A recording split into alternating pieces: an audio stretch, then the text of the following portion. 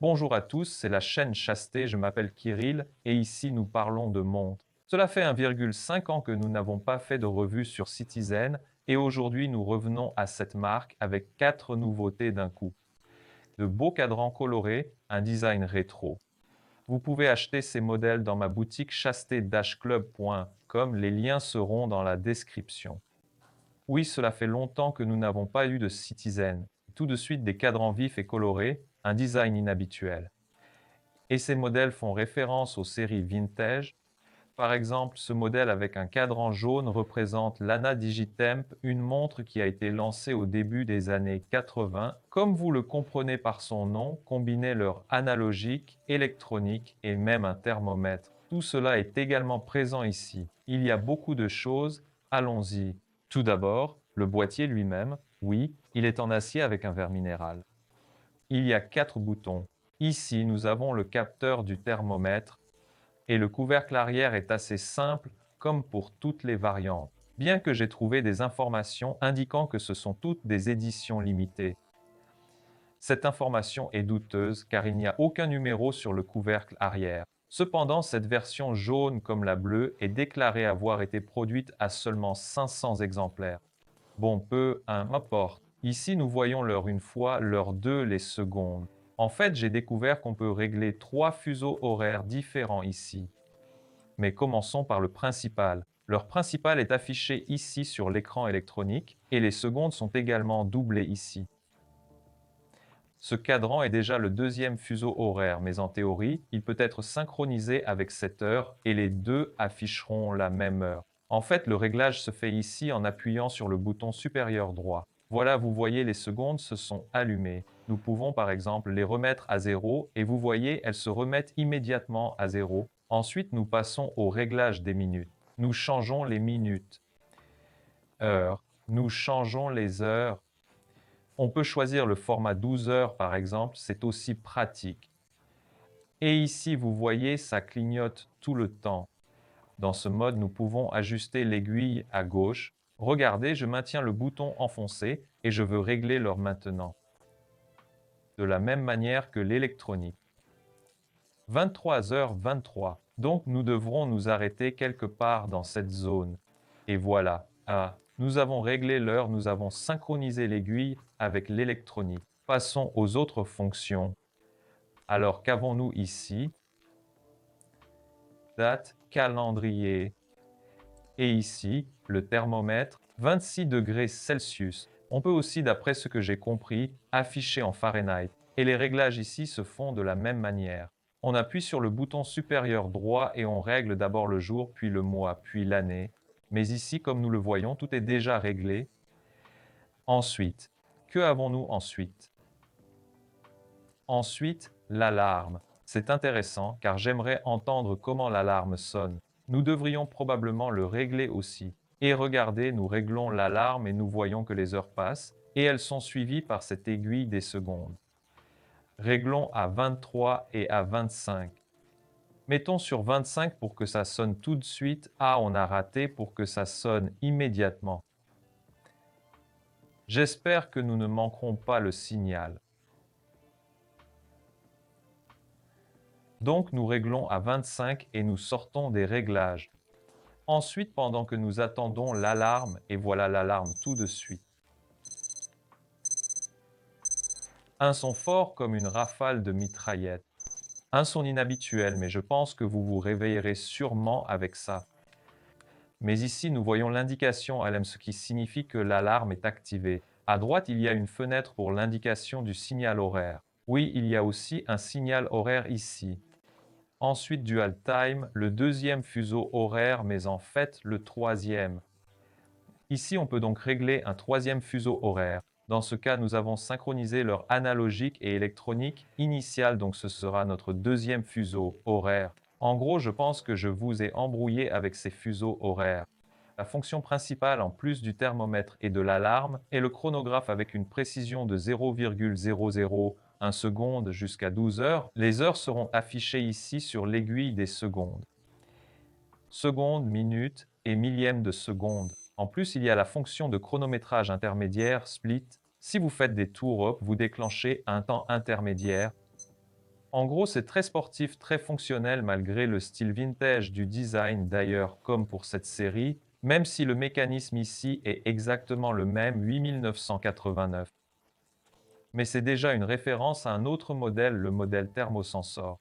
Elle est également apparue pour la première fois au début des années 80. Et il est également annoncé que ce modèle est limité à 500 exemplaires, mais ici c'est la même chose.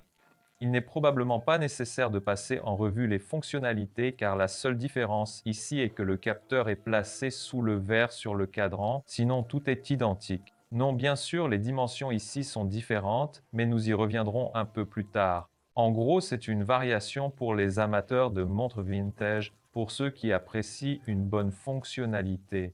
Et ici, nous avons déjà l'heure à aiguille et le chrono Tsuno, les chronographes Citizen célèbres, dont les boutons sont faits comme des cornes.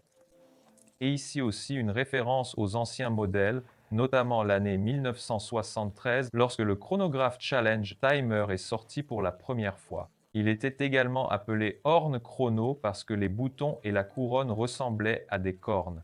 Donc l'analogie est évidente ici.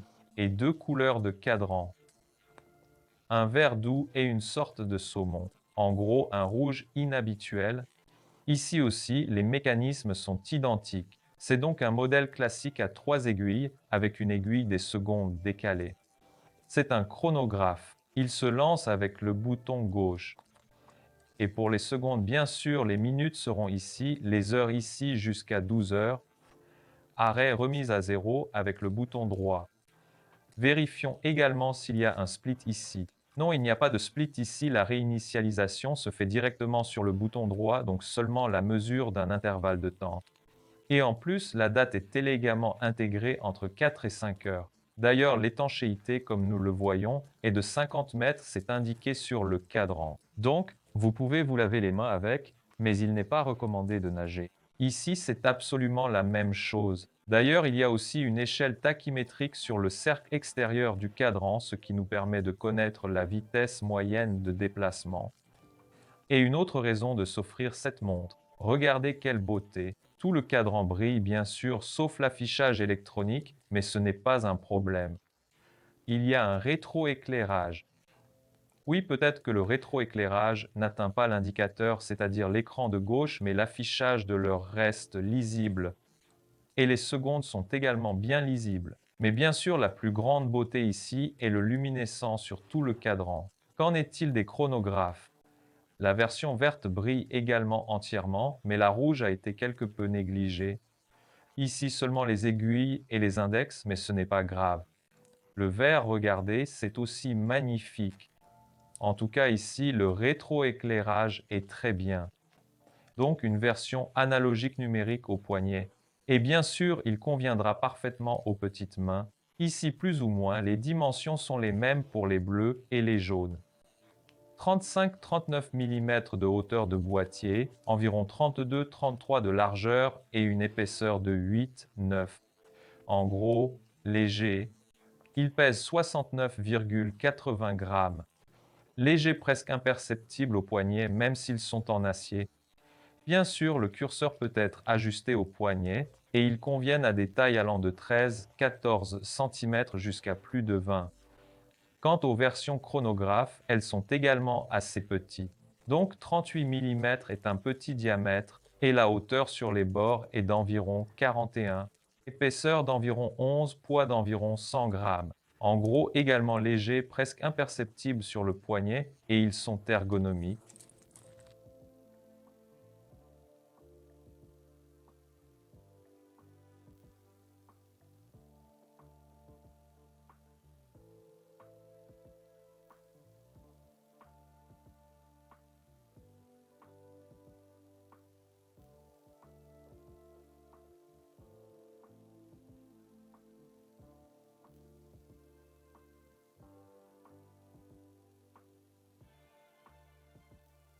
J'ai beaucoup aimé comment le chronographe se porte. Et bien que les couleurs soient vives, colorées et distinctives, le modèle reste assez sobre. Et même ces boutons avec la couronne se fondent dans le design général de sorte qu'à distance, cela ne ressemble pas à un accessoire de designer. Non, c'est vraiment une montre sympa avec une touche sportive bien sûr, mais pour un usage quotidien, elles conviennent définitivement mieux à l'été, un été chaud et ensoleillé avec un t-shirt, un polo. Je pense qu'elles s'accorderont parfaitement. La série que nous avons aujourd'hui est vraiment inhabituelle, elle se démarque. Oui, bien sûr, chez Casio, nous avons vu dans les gammes économiques des montres de cette forme avec des aiguilles et un affichage électronique, mais avec un chronomètre au millième et un thermomètre. C'est vraiment génial. Donc même si c'est rétro et vintage, la fonctionnalité est très solide. Le chronographe Tsuna, c'est déjà un design devenu légendaire. D'ailleurs, nous avons déjà examiné un chronographe similaire, mais ici les couleurs sont vives et éclatantes. C'est cette couleur qui me plaît le plus. Il est un peu inhabituel. Je n'ai jamais vu une telle couleur sur une montre, je pense. Et le vert aussi se démarque. Et bien sûr, n'oublions pas les cadrans qui sur 3 modèles sur 4 brillent complètement dans le noir. Et en plus, si l'on croit les informations sur certains sites étrangers, c'est une série limitée. Pour l'instant, vous pouvez l'acheter chez nous via les liens dans la description. À la fin, j'aimerais connaître votre avis. Quel modèle vous a le plus plu? Dites-le nous absolument dans les commentaires. Et si vous avez aimé cette vidéo, mettez un like et abonnez-vous à la chaîne. C'est tout. Au revoir à tous.